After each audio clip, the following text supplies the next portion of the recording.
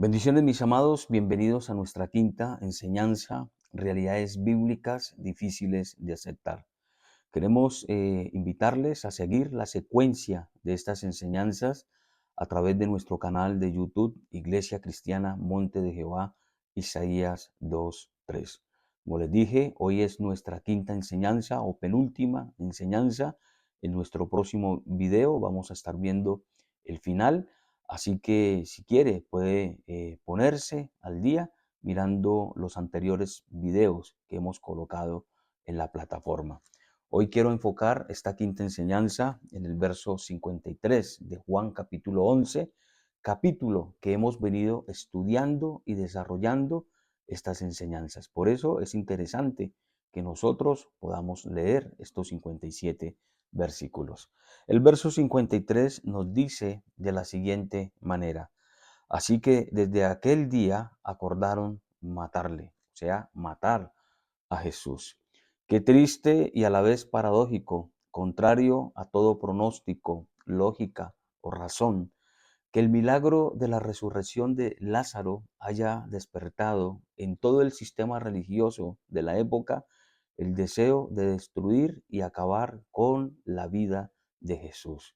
Ese pensamiento macabro de matarle, de llevarle a la muerte, simplemente porque Jesús había estado realizando señales y milagros y aparentemente estaba complicando o le estaba haciendo la vida difícil a los fariseos, a los saduceos, a los ancianos, a los principales sacerdotes.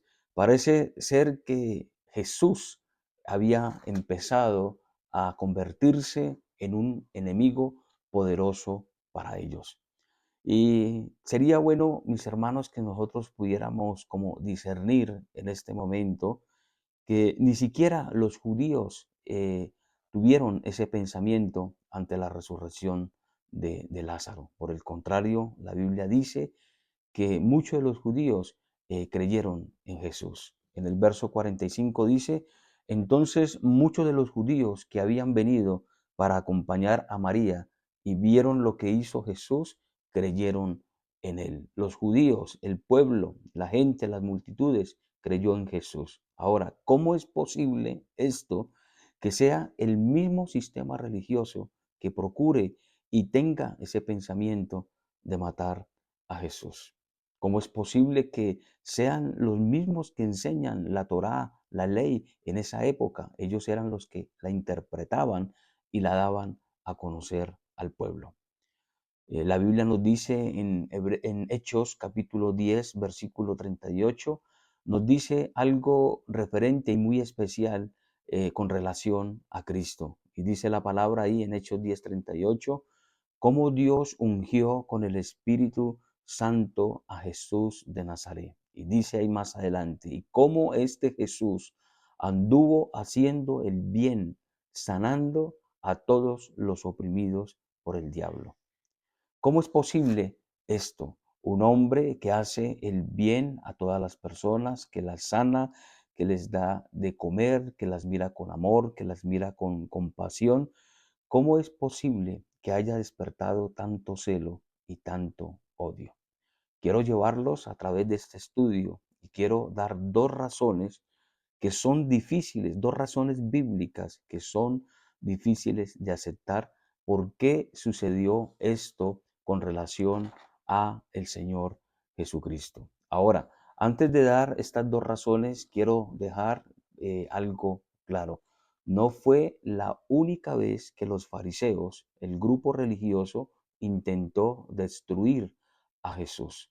Recordemos que cuando nosotros leemos los evangelios, encontramos una palabra que aparece muy común con referente a este grupo religioso, es que los fariseos acechaban a Jesús. Tenemos dos ocasiones donde los fariseos se ven como amenazados, se ven con rabia, con odio hacia Jesús, simplemente por el hecho de que Jesús para ellos ha estado violando el sábado o el día de reposo. Dice la palabra del Señor en uno de los primeros ejemplos que quiero dar ahí en Marcos capítulo 3.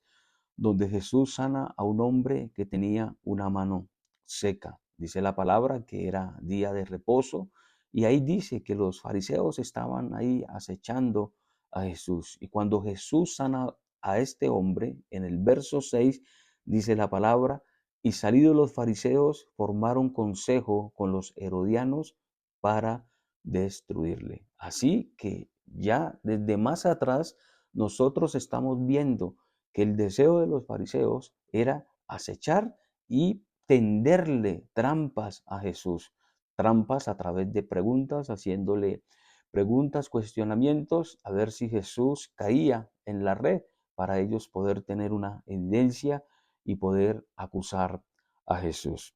El ejemplo también está cuando ellos le dicen a Jesús que a quién hay que darle tributo, si al César o a Dios, pero tras de esa pregunta había una mala intención por parte de los fariseos. Otro acontecimiento que produjo rabia, celo, malestar en los fariseos fue el milagro o la sanidad. Es un milagro, no una sanidad. Fue un milagro cuando Jesús hizo que este ciego de nacimiento, aquí en el mismo Evangelio de Juan, capítulo 9, pudiera ver. Dice la palabra del Señor que este milagro asombró a las personas. La gente empezó a hacer comentarios de lo que Jesús había hecho.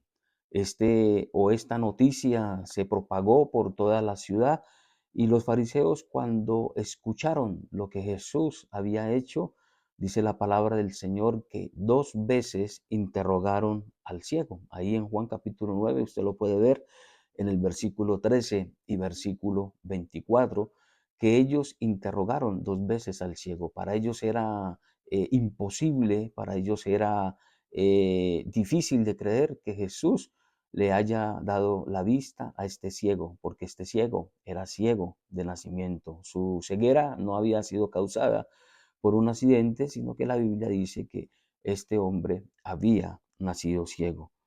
No solamente interrogaron al ciego, sino que también ahí en Juan 9, el versículo 18, nos dice que interrogaron a sus padres. Así que el espíritu que había en los fariseos, por llamar así, estaba en que solamente se la pasaban acechando a Jesús para acusarle. Como les digo, sus preguntas simplemente eran preguntas para tenderle en una trampa y tener una evidencia o una acusación para poder llevar a Jesús hacia la muerte. Caso que nosotros vamos a ver que es verdad y se hizo verídico al final de los evangelios que finalmente fue este grupo religioso quien llevó a Jesús a la crucifixión. Ellos mismos dijeron ahí en sus expresiones, cuando Pilato salió, ¿qué debía hacer con Jesús? Ellos dijeron que Jesús era reo de muerte. Ahora, mis hermanos, también hay un suceso cuando Jesús sanó ahí en Lucas capítulo 14, versículo 1. Jesús sana a un hombre hidrópico, quiere decir un hombre que tenía una enfermedad. Parece ser que su cerebro estaba inflamado por el agua. También este milagro ahí en Lucas 14 produjo el celo, produjo la rabia en este sistema religioso. Llama la atención que dice que los fariseos se unieron con los herodianos y aquí hay una verdad o una realidad o una lección espiritual muy cierta. Y es que a veces los mismos enemigos se unen para destruir a aquella persona que les está causando daño. Es el caso de Pilato y Herodes. Cuando estaban juzgando a Jesús, dice también la palabra que Pilato desde ese día se hizo amistad nuevamente con Herodes porque estaban de enemigos, estaban, digamos, contrariados, pero para juzgar a Jesús, para llevarle a juicio, se unieron y eso es una realidad que a veces los enemigos se unen para destruir a alguna persona. Así que podemos verlo claro a través de la palabra del Señor. Bien, mis hermanos, quiero dar 2 razones que son difíciles de aceptar y son bíblicas y que podemos también aplicarlas en el mundo de hoy. Y esas razones, aunque son difíciles de aceptar, son una realidad en este tiempo. La primera razón, mis hermanos, es que los fariseos tenían odio y le temían a Jesús porque ellos no querían perder su poder, ellos no querían perder el templo, ellos no querían echarse al imperio romano encima. Entonces, una de las razones por las cuales los fariseos odiaban a Jesús era porque ellos tenían intereses personales. Esos intereses personales estaban en que solamente ellos eran los que querían causar la admiración en las personas, en la gente. Ellos querían causar solamente las alabanzas de la gente en sus vidas. Por eso es que Jesús también, más adelante vamos a mirar algo, los confronta porque ellos salían, se ponían a ayunar, demudaban su rostro en ayuno para llamar la atención en las personas, para que la gente los tuviera como por dignos de que eran personas santas, de que eran personas espirituales, pero realmente ellos lo hacían totalmente de apariencia. Ahora, Jesús era un hombre que predicaba diferente, era un hombre que mostraba amor diferente. Jesús demostraba mucho amor hacia el necesitado. Tanto así, mis hermanos, que los mismos alguaciles que los fariseos enviaron una vez para aprender a Cristo, ahí en Juan capítulo 7, versículo 46, usted lo puede ver. Los fariseos mandan a estos alguaciles o estos soldados para que vayan y aprendan a Jesús, o sea, lo arresten. Y estos hombres regresan hacia los fariseos, pero vienen sin Cristo. Y lo interesante es que los fariseos confrontan a estos alguaciles y le dicen, bueno, ¿ustedes por qué no han traído a Jesús, al Cristo, a aquel hombre que está revolucionando al mundo? Y es interesante que los alguaciles dicen que no lo han traído porque jamás hombre alguno ha hablado como este hombre.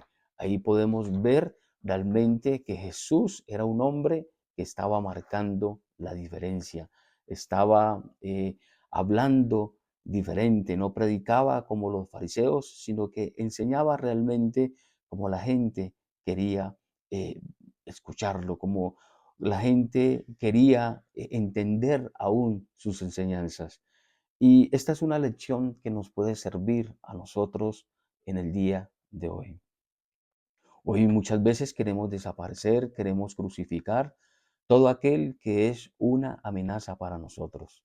Y todo porque estamos cuidando nuestros propios intereses, porque queremos, hermanos, simplemente ser nosotros, ser los reconocidos. Cuando aparece alguien que tiene dones, tiene talentos, cuando aparece alguien que a simple vista como que nos supera, como que es mejor en muchas cosas, entonces se prende también ese deseo que se prendió en los religiosos de la época, en Cristo, de querer eliminar, de querer desaparecer a esa persona y tal vez no llevarlo a una muerte física, pero sí se le puede llevar, mis hermanos, a un momento en que esta persona aún tenga que salir, hermanos, del lugar donde está, o no solamente del lugar donde está, sino que simplemente recibir como el celo, como la envidia.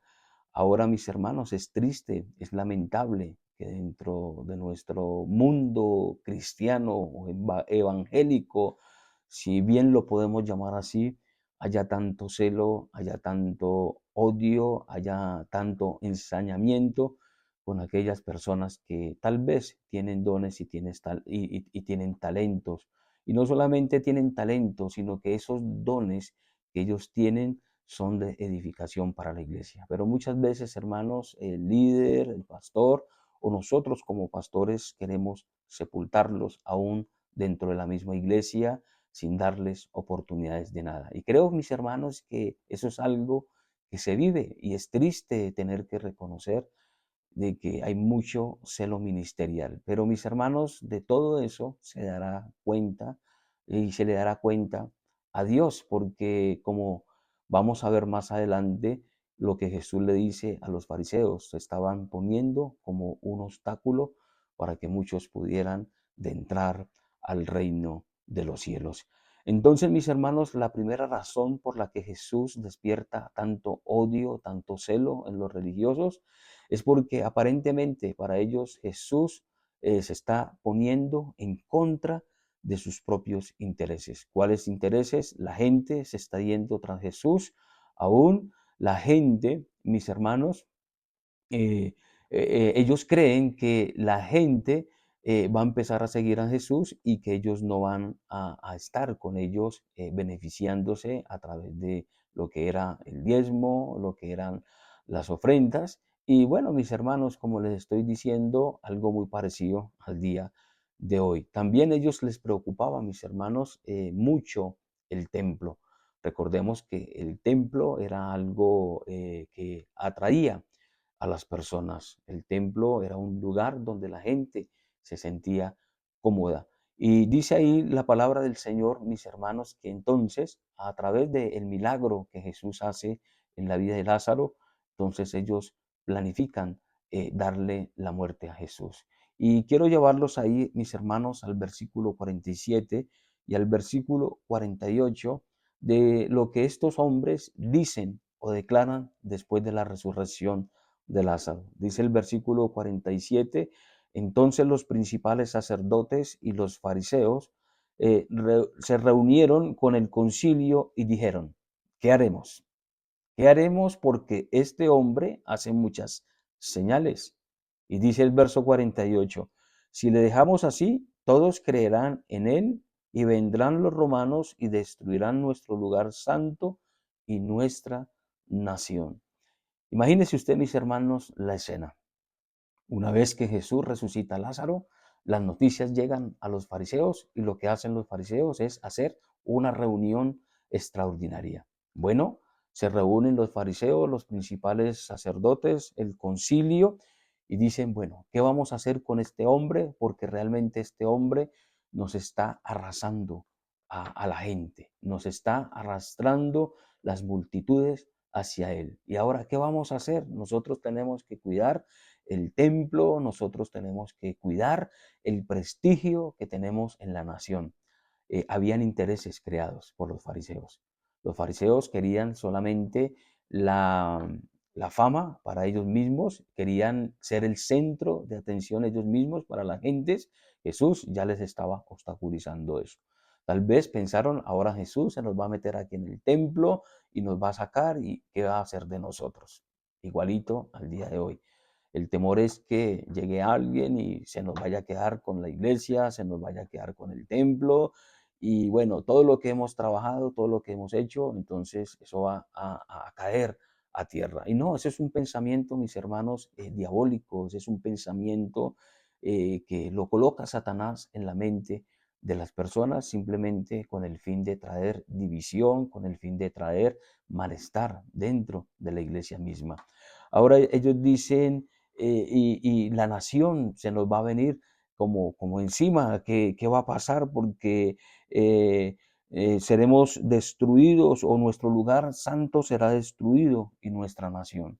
Recordemos, mis hermanos, que la nación en esa época estaba bajo el dominio de los romanos y también los romanos como que les habían ofrecido a ellos algunos intereses personales, les habían ofrecido como cargos, les habían ofrecido como, sí, cargos de alto prestigio. Entonces, Jesús ahora lo ven como una amenaza de arrastrar a las multitudes, de quedarse con el templo, de quedarse con los intereses que los romanos les habían ofrecido a ellos como grupo religioso. Bueno, mis hermanos, parece ser que ellos cuidaban el templo y no al Señor del templo, cuidaban la nación y no al Señor de la nación, que en este caso era Dios. Bueno, finalmente, mis hermanos, para no extenderme sobre este punto, la verdad, mis hermanos, solamente era porque ellos tenían un interés personal. Como les digo, mis hermanos, qué triste, qué lamentable es que en nuestro tiempo podamos ver como ese mismo espíritu, ese mismo pensamiento de acabar de eliminar, de desaparecer a todo aquel que se constituya en una amenaza hablando ministerialmente. Que Dios nos libre, que Dios nos guarde, porque realmente, mis hermanos, ese no es el fin de la iglesia, ese no es el fin de nosotros como predicadores, como pastores. Estar, mis hermanos, en un celo, debemos estar trabajando en unidad. Recordemos que Jesús ahí en Juan 17 dice que el mundo solamente conocerá de Cristo cuando nosotros seamos uno. Mientras haya división, mientras haya celo, mientras haya envidia ministerial, el mundo no va a conocer de Cristo. Por el contrario, la iglesia solamente va a obtener una mala fama porque son cosas que no se deben ver dentro de la iglesia. Esa es la primera razón, hermanos: temor, celo, envidia a que Jesús pudiera, hermanos, arrastrarse con todos aquellos intereses personales que ellos tenían.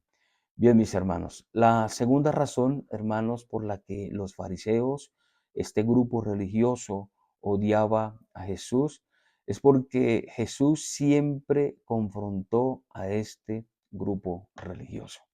Jesús siempre fue la persona que les dijo la verdad en su cara. Jesús no se quedaba con nada. Jesús no tapó nada con referente a los religiosos. En la Biblia no vemos a ningún otro personaje, a ningún otro grupo reclamándole a los fariseos. Creo yo que por el contrario, los judíos temían a los fariseos, los veían a ellos como hombres santos, como hombres que mega super espirituales, que no se les podía decir o no se les podía confrontar. Pero Jesús fue la única excepción. Jesús sí fue cara a cara contra los religiosos. Y esa confrontación de Jesús directamente hacia ellos mismos hizo también despertar odio, recelo en este grupo religioso. Jesús los exhortó de una manera fuerte. En el Evangelio de Lucas capítulo 11, versículo 37 al versículo 54, es donde aparece la exhortación más fuerte de Jesús hacia los fariseos. Tanto así que en este capítulo podemos ver ay. Cuando Jesús dice, ay de vosotros fariseos, Jesús repite esta frase declarándoles juicio, declarándoles responsabilidades, declarándoles que ellos son culpables de muchas cosas que están sucediendo. Entonces, mis hermanos, cuando ellos se ven confrontados, cuando ellos se ven señalados, cuando ellos se ven que Jesús les encara abiertamente, pues, hermanos, no les gustó y se llenaron de ese odio, se llenaron de ese resentimiento hacia él, porque, hermanos, a veces, como dicen por ahí, la verdad duele. Y la verdad sí que le dolía a estos fariseos.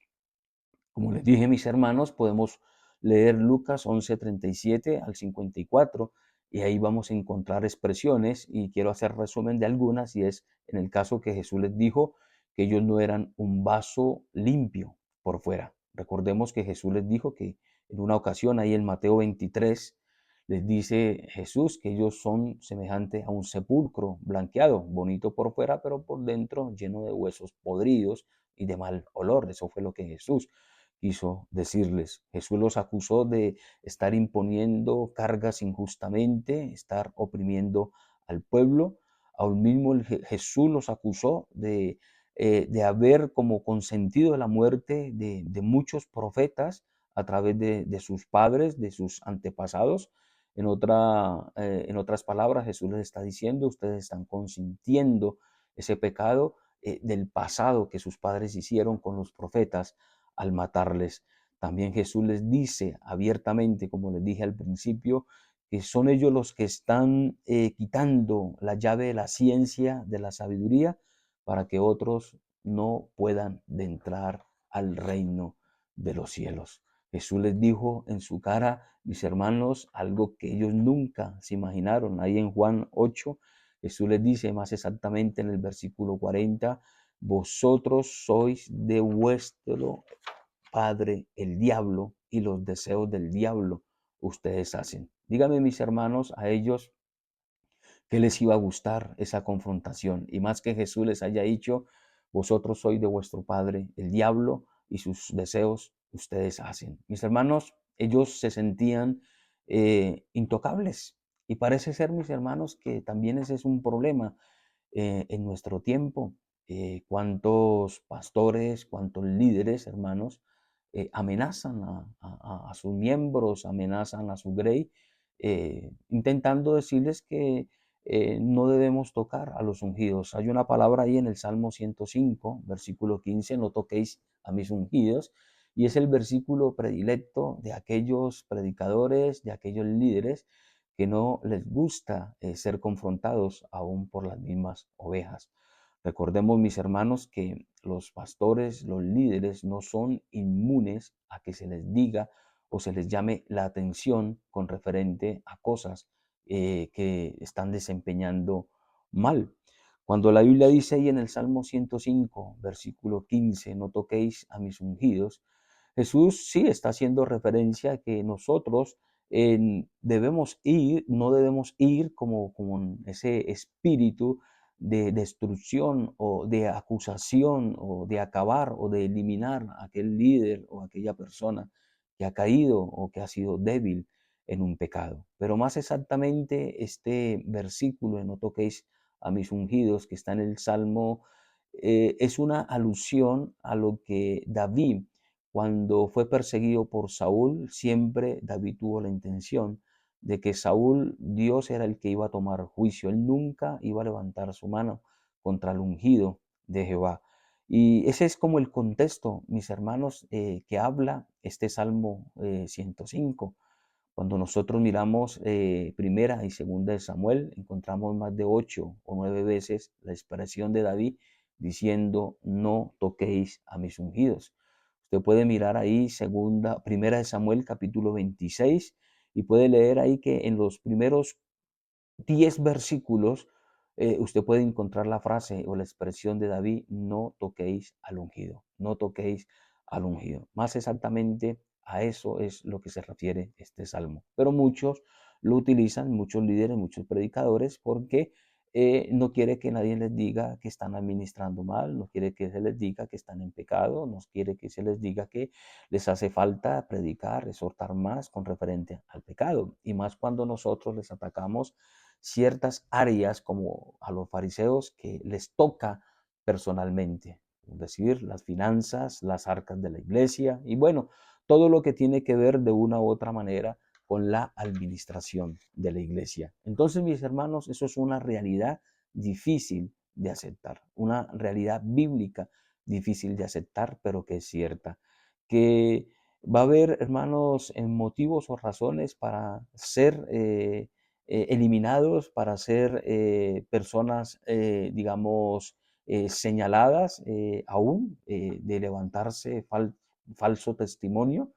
A veces queremos eliminar a esa persona que terminamos cayendo en la trampa aún de dar falso testimonio. Una triste realidad bíblica de aceptar y solo por el temor a perder, hermanos, la popularidad, por perder el dinero, por perder el templo, entonces mis hermanos, por eso es que llegamos a tener la misma actitud de los fariseos, de este grupo religioso.